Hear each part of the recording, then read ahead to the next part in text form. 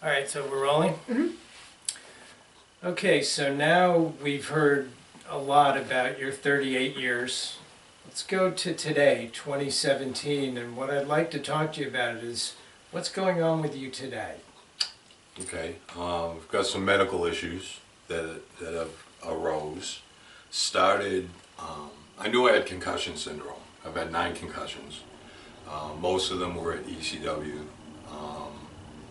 And so I've had forgetfulness for a long time. And I've always just said concussion moment is my famous line. If I'm saying something I forget is I'm having a concussion moment. Never realized that it was anything more than that because a concussion was a concussion. We all had them. It's just part of what you do. In 2010, I had an episode where my whole body froze. And they rushed me to the hospital. It only lasted like 40 seconds. Rushed me to the hospital. They had a whole stroke team looking at me, and they couldn't figure out what happened. It went on for 3 days of all these brain testing and all this stuff, and they found a 2-millimeter aneurysm on the right side of my brain. So they said if it's an 8, you have a stroke. But it looks very old, like it's been there for like 20 years.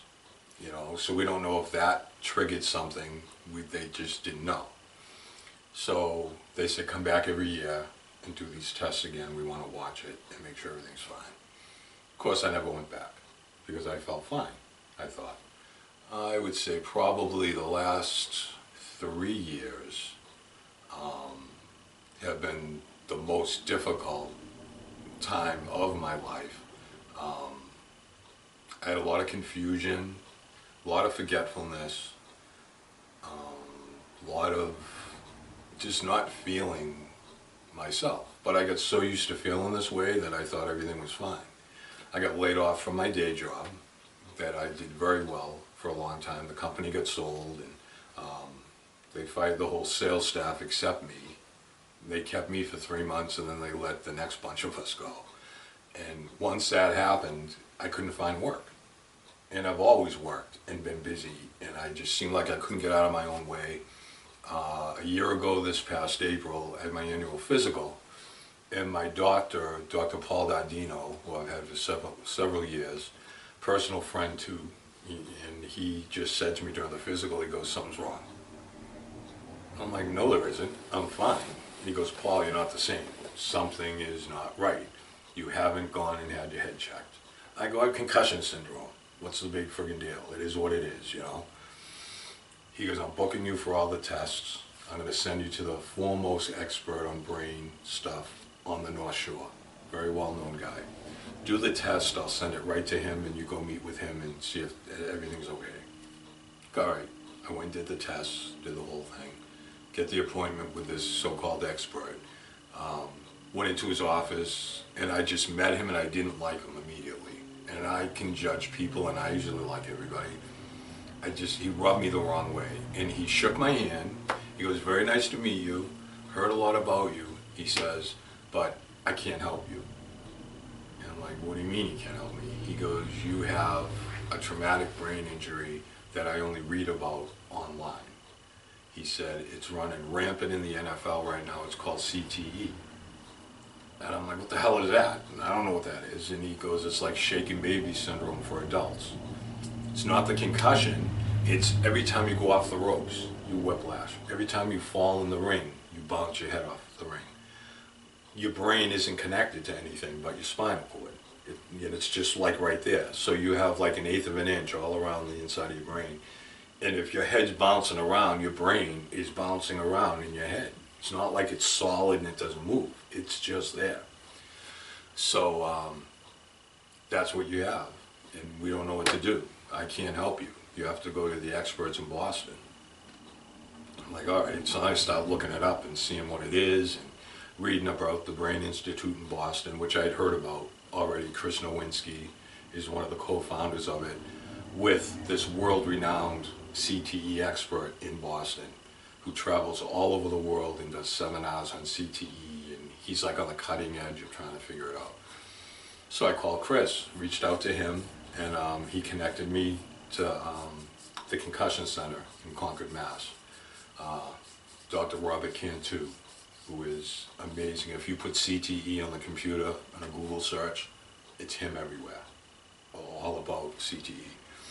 So I went to his place. I met with one of the under doctors under him for like 5 minutes, and she was just like, you know what?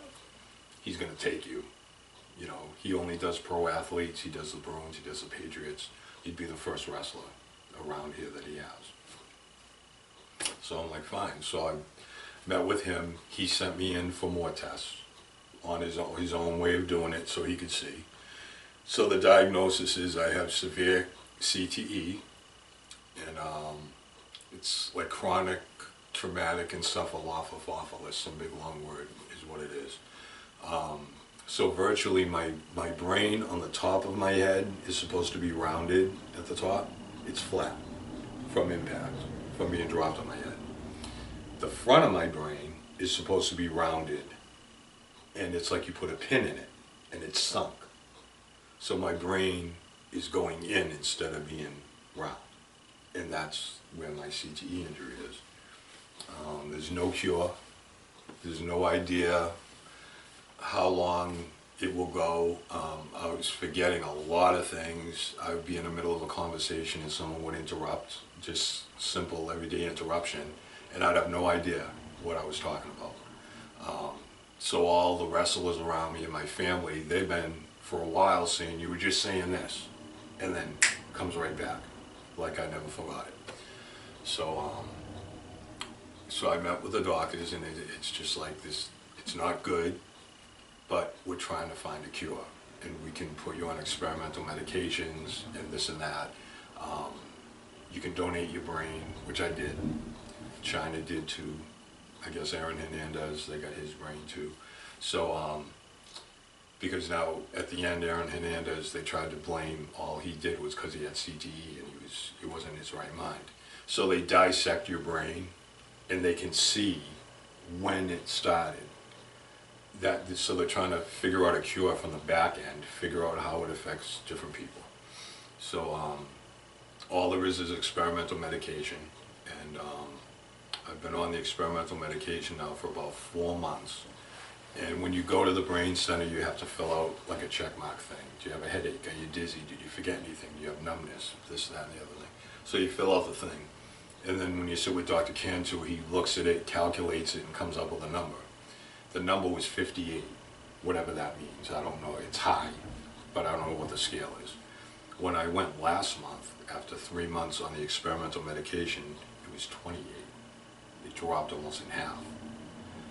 And he just sat back in his chair. He goes, did you fill this out right today? I go, yeah, I feel great. Everything's good. He goes, you're not as forgetful? I go, no. I still am, but not constantly, you know. I feel more focused. I feel more clear-headed.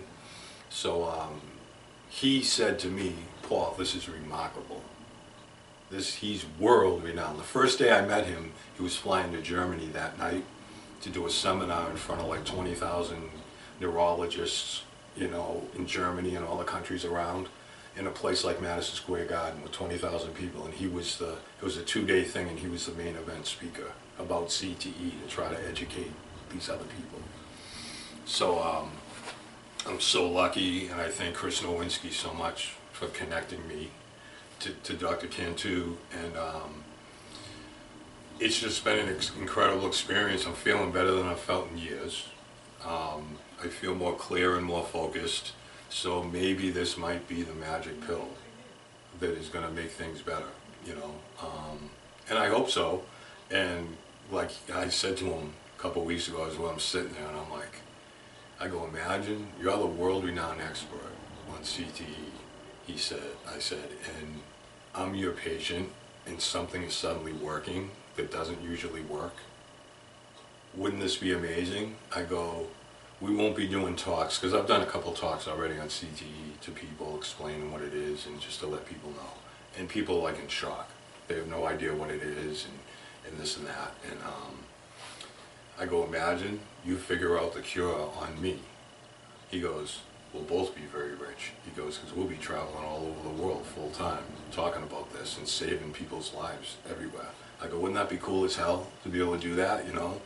And he goes, you know what, I have the Patriots, I have the Bruins, and Some of them are okay to use for this, but a lot of them are so screwed up because they're young. They can't do their sport anymore. They're depressed. They're on all kinds of depression medicine. They can't go out and be positive and project the situation because they're just so screwed up that they just can't. He goes, but you are like the poster boy. You're happy, you're not negative, you're positive about it, you know. And like I say, I've had the best 38 years. If I don't wake up tomorrow, I have no regrets at all. I've done more than I could have ever imagined I could have. I wouldn't change a thing. I would have took every hit like I did. You know, it is what it is.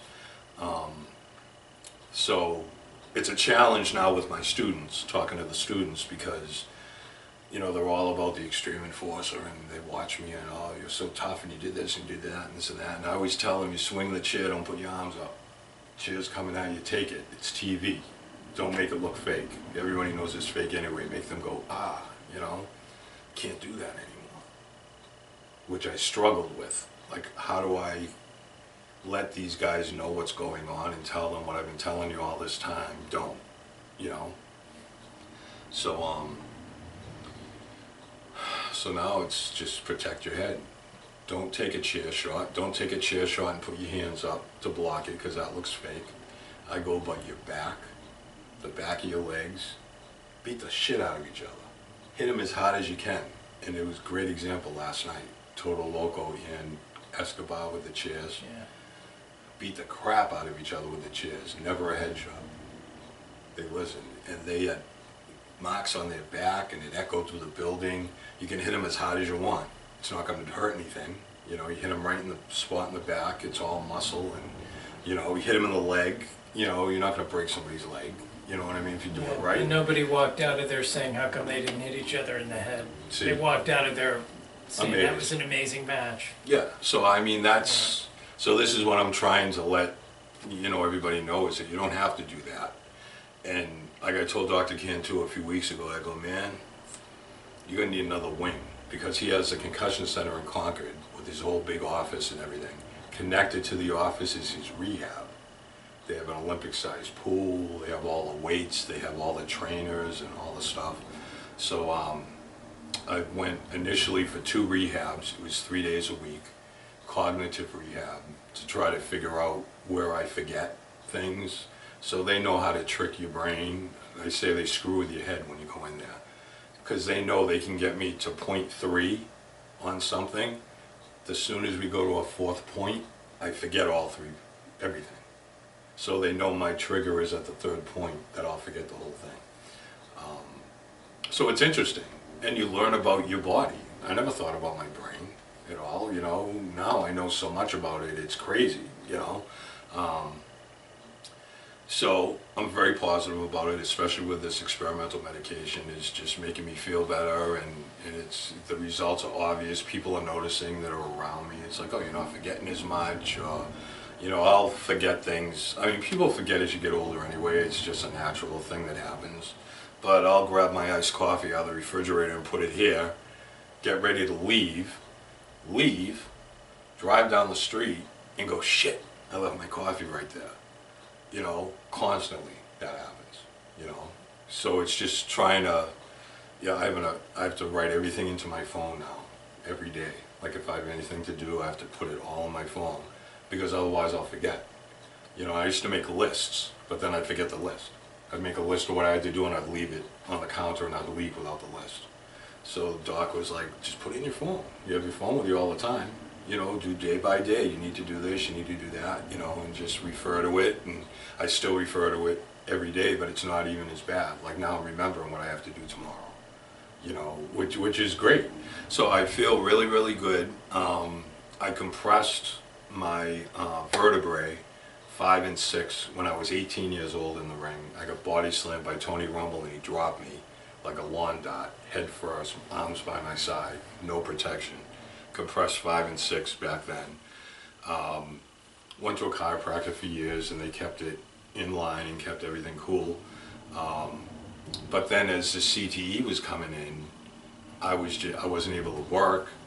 I lost my insurance. I couldn't go to the chiropractor. it got to the point that I eventually was homeless and had nothing last year.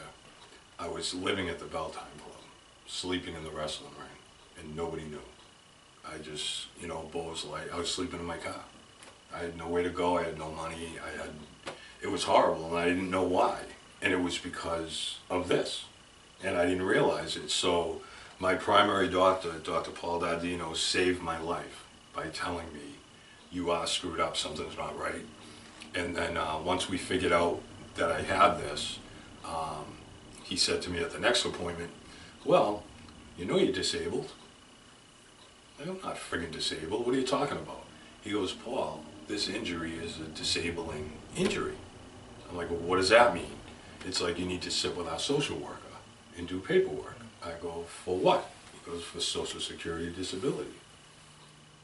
I'm like, I'm 52 years old, healthy looking, nobody would know, Sat with her for 4 hours, she did all the paperwork, put everything in. About a month before she did my case, she did a 38-year-old woman with 8-year-old twin daughters, and the woman was a model, and the 2 daughters looked just like the mother, absolutely beautiful. Stage 4 breast cancer, no hope. Turned down for Social Security disability in 2 weeks. 98% of the people that apply for Social Security disability don't get through the first pass, 98%. So I'm talking to the Social Security people, and they had me first in Boston, then they moved me to Malden, which is where all my paperwork went to. So I'm talking to the guy in Malden, November, almost a year ago. So he says to me, let me look and see where it is. He goes, you understand about the 98%? I'm like, I know, I don't expect anything to happen. You know what I mean? This is just gonna suck. He looks at it and he goes, wow. He goes, you made it to the first pass. I go, I did? He goes, yeah. He goes, 98% don't make it to the first pass. He goes, you're gonna get something. He said, call me in 2 weeks if you don't hear anything, if you don't get a letter in the mail, and I'll look it up. This is on a Wednesday. Friday, I need to go to my job. I'm security at a strip joint 2 nights a week, and I watch the private dances and protect the girls and this and that. I have to go to work, and I think I have like $20 to my name. And I'm like, I don't want to overdraft my account. I get paid that night, Go into my account to make sure $30,000 in my bank account. I'm like, what the hell is this? So I call my sister. I go, how does a bank screw up like this? I go, I'm fucking homeless and have nothing. Now I have $30,000 in my bank. She goes, well, where'd it come from? I go, I don't know. Well, I called you because you're a banker. I don't know how this can happen, She goes, go back and look. So I looked, Social Security. So I call my guy. I'm like, Mark, and he starts laughing. He goes, I got an interesting email this morning, he says. He goes, I guess congratulations are in order. He goes, but it's not good, but I go, what is this money? He goes, it's a year retroactive from the time you applied. I'm like, really? So I'm like, holy shit, my whole life is going to change. I can afford to get an apartment. I can afford to try to get back on my feet, and so he goes, yeah. He goes, my friend, you are 100% disabled, like you're 65 years old. He says, you got the full boat of all you've earned all these years. He goes, you can get it at 50, you can get it at 55, and then you get it at 65, and it's different levels. You don't get 100% until 65, unless it's bad. He goes, it's bad. You got everything. So, I go on Medicaid. I have no doctor bills. All this brain stuff and my neck injury stuff is all, I don't pay anything. No co-payments, no nothing. Yeah, you already paid. You paid for it all these years. So it's just like, oh my God. So it's a shock, and this is the first time I've publicly announced it. There's a handful of people that know it, but and I've had opportunities to announce it, and I wanted to wait for the right time. And as I've told you, I admire you and respect you for what you do, and I wouldn't just invite anybody into the compound, to do something like this, but I wanted to do it with you. This is the compound.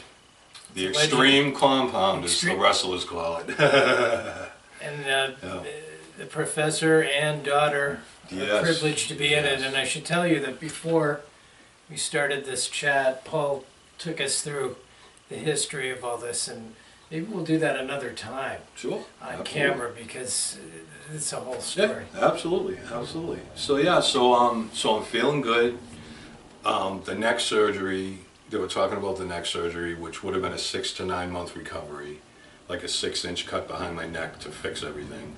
But they felt I was a candidate for injections to try to release, because my arm is numb, all my nerves are out, like bulging all the time, constant pain. So I met with the surgeon, and he said on a scale of 1 to 10, if it's a 8 or a 9, he'll do the surgery. He thinks mine is a 6. But the way it is, he felt the injection route would be good, because they inject right into the nerves and into the vertebrae to try to separate them so that it will release the whole thing. So I'm like, am I going to need the surgery? He goes, maybe eventually. He goes, but think about this. And he hit a nerve. You have a traumatic brain injury. It's a terminal, uncurable illness.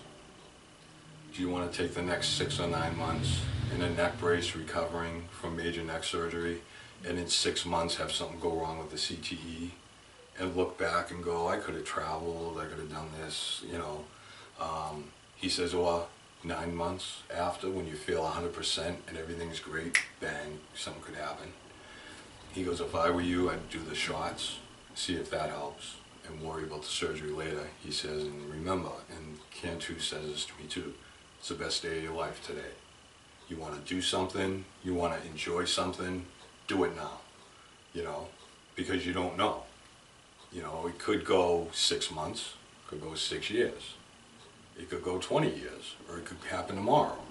Or we could find the cure in 6 months and everything will be fine. And we can save all of these people, because like I've said, 9 concussions in my career, which is nothing in the wrestling business. For a wrestler to have 9 concussions is nothing at all. I think of Cactus, I think of the Dudleys, I think of the Sandman, I think about Raven. Everybody that I've worked with around me have had maybe 100 concussions. And how much shaken brain shit have they gone through? I go, this is going to become an epidemic. You're going to have to open another wing for all the people that I know that don't know that they're even screwed up. Because I didn't know. I thought I was fine. Now I know how screwed up I was, because now I'm feeling better and I'm looking back going, Jesus, I was fucked up. And I didn't know it, you know? So it's sad in a lot of ways, because so many people are going to be affected by this, and there is no cure, and it's just... I talked to a couple of my wrestlers last night who have been around a while and exposed it to them, and everybody I tell, their mouth hits the floor like, oh my God, you know, and it's, one of them said to me, you know, I'm forgetting stuff, and I just thought it was just because of my concussions and this and that. I go, brother, you have insurance, get an MRI, it's covered by your insurance, just to be safe, you know, don't put it off as, oh, it's this, because I've been doing that for years. They said this could be going on for 10 years, and I didn't know it. And they just don't know. So it's just, doing this with you is vitally important to me, because now the word can get out. And I went from the top of the world to friggin' sleeping in a dirty wrestling school in a dirty ring. Having the whole back of my car was like my closet. I had everything put in there. Nobody knew that I was living there. It didn't look like it. You know, everything was in my car. And it just was, and people to this day don't know that I was homeless and flat broke and at the bottom of the barrel with no idea what to do. And it wasn't because I was dumb or stupid, it was because I'm hurt and didn't know it, you know? And immediately upon figuring this out, and again, Paul Dardino is the man, he's my primary doctor, and he saved my life. And I tell him that, I hug him every time I see him, and I go, if it wasn't for you telling me that something was wrong, where would I be 7 months after this is all happening? With no money, no job, nothing. You know, how do you go on? You know, and this is why I think a lot of people commit suicide in wrestling. Because you screwed up and you don't know it, and they just, you know, check out, you know. And I can understand how that can happen, because many days I sat at that school saying, what am I doing? I've done everything in the world. I've had the best fucking life, you know. Why is this happening now, and why go on? There's no hope, you know. I don't have I have a sister, niece and a nephew, and that's it. Brother-in-law. I don't have kids. I don't, you know, I don't have a big family anymore. Everybody's passed, and it's just like, what's the point? I have nothing to leave anything to but my sister, and it's just like, why go on with this? And the embarrassment of people starting to find out that I was homeless and couldn't believe it, you know? It's like, how can this be? And, but I didn't want, I mean, just being proud and doing so well all these years, it just, I couldn't expose it. It just was too embarrassing, you know? But I figured on a day like today, when something like this happens, you know, when we do an interview like this, you know, it's time to let everybody know. Because there might be other wrestlers who are now homeless. Perry Saturn, I lost track of him for years and years and years. Now we're talking on the regular. He has severe CTE and can't get help in Minnesota because nobody knows how to deal with it. So he's losing his mind. He has a house that he's going to lose. He has no cable. He has 3 channels on his TV. And he can't get help because there's nobody that knows how to deal with it out there. You know, and it's when I go in a couple of weeks back to my brain team, that's the first thing I'm asking him, who do you know in Minnesota that can help my friend, you know? Because he's just like a lost soul. I don't know if you've seen his videos, he's down on weight. He has the same pinched nerve thing. His neck is broken like mine is. His 5, 6, and 7, and that's my problems. He has the same exact problems. And his pinching in his nerves got so bad that his arm is now like a 12-year-old's. No muscle, skin and bone, he can't use it, you know. He can't do anything else. He's never done anything in his life except wrestling, you know, and a lot of that's cash. So thank God for all the years I had my advertising that I made over 6 figures a year for like 12 years doing that and doing the wrestling on the side. Because if I depended on the wrestling money, though I made a lot of it's not traceable. So whereas I get several $1,000s a month from disability from all the money I made, he might get $600 a month. He's already been turned down 4 times. It's terrible. For a lousy $600 a month. He's like, he goes, I eat 3 days a week. I have no money to eat, blah, blah, blah. My electric's getting shut off in 2 weeks. I'll have no 3 channels. I'll have no lights. And it's just like, oh my God. You know, it's horrible. So, I think there's a lot of people on this boat and they just don't know, and I'm going to do everything I can do to spread the word, and with your help is vital, with your connections online and through the web and everything, you know, blasting this out to everybody and let them see it and maybe let them say, Jesus, I feel that way too. Maybe there is something wrong, you know what I mean? So, it's the end of the story, brother. Onward and upward, and we will win this battle. And you're going to help, and I appreciate it. Well, I appreciate you doing this. My pleasure. My pleasure. In life, you rarely get this level of honesty and somebody willing to give and tell a story and the motivation to help other people. It's a shoot.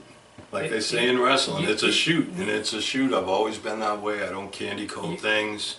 And it's, it is what it is. You promised to shoot, and I feel like we've really been shot here today. So, Paul, I appreciate this. Thank you so much for coming to the compound and doing this. Being in the compound. You know? It's been great. Awesome. Thank you so much, Professor. Thank you, Paul. All right, brother. Thank you, Lauren. You're welcome.